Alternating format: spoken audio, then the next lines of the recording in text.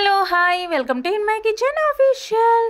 ఈరోజు రెసిపీ ఏంటంటే దొండకాయలు చాలామందికి ఇష్టం ఉండదు కదా అండి. అలాంటి వాళ్ళ కోసం ఈ చిన్న రెసిపీ అనమాట. చాలా బాగుంటుందండి, ఇలా ట్రై చేయండి. ఇంకెందుకు లేటు, స్టవ్ ఆన్ చేసేసుకొని ఒక ప్యాన్ తీసుకున్నాను అనమాట.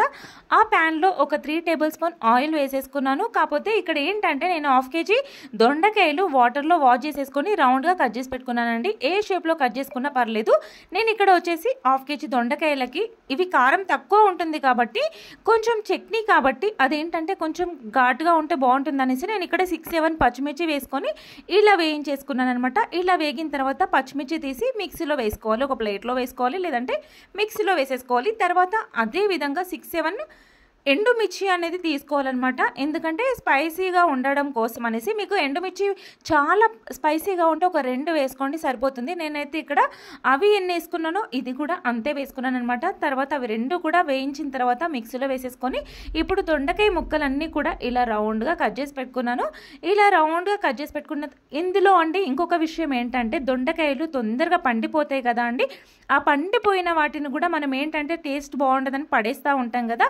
అలాంటి వాటితోని కూడా ఇలా చట్నీ చేయొచ్చు అండి. చాలా టేస్టీగా ఉంటుంది. కాకపోతే హెల్దీగా కూడా ఉంటుందండి. మనకి ఎప్పుడన్నా డైట్లోకి కూడా ఇది తీసుకోవచ్చు అనమాట. ఈ చట్నీ అంత బాగుంటుంది. ఇప్పుడు దొండకాయలు ఇలా వేసుకొని మొత్తం కలిపేసుకొని మూత పెట్టేసుకొని ఒక 5 to 20 minutes అలా కుక్ చేసుకోవాలి మీడియం ఫ్లేమ్ మీద. ఇప్పుడు చూసారా, నేను పచ్చిమిర్చి ఎండుమిర్చి 2 వేయించిన తర్వాత మిక్సీలో వేసేసుకొని దీంట్లో వెల్లుల్లి, కొంచెం ఒక నిమ్మకాయ సైజ్ అంతా చింతపండు అనేది తీసేసుకున్నాను అనమాట.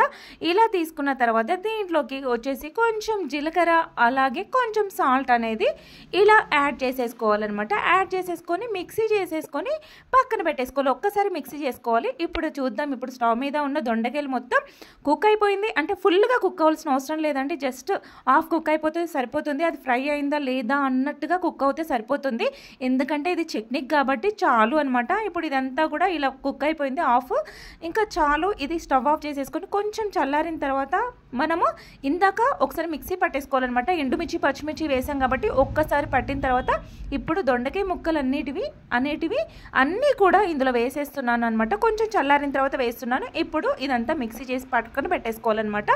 ఇప్పుడు మరొకసారి స్టవ్ ఆన్ చేసేసుకొని ఒక చిన్న బౌల్ తీసుకొని దాంట్లో 1 టేబుల్ స్పూన్ కానీ 2 టేబుల్ స్పూన్ కానీ ఆయిల్ అనేది వేసుకొని కొంచెం ఒక చిటికెడు మెంతులు వేసుకోవాలి. అలాగే ఒక చిన్న స్పూన్ నిండా ఆవాలు తీసుకున్నాను. అలాగే మినప్పప్పు, శనగపప్పు కూడా ఒక 1/2 టేబుల్ స్పూన్ తీసేసుకొని కొంచెం పసుపు అనేది యాడ్ చేసేసుకోవాలన్నమాట.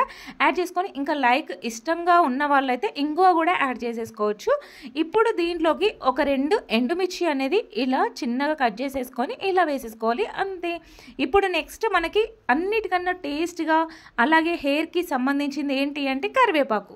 ఈ కరివేపాకు కూడా ఒక 3 రెబ్బల కరివేపాకు మంచిగా వాష్ చేసేసుకొని ఇందులో వేసేసుకోవాలి. వేసేసుకున్న తర్వాత ఇందాక మిక్సీలో పట్టుకొని ఇలా పక్కన పెట్టేశాను కదా అండి. ఈ మిశ్రమము దొండకాయ చట్నీ అనమాట. దీంట్లో ఇలా పైనుండి ఆ పోపు అనేది వేసేసుకోవాలి.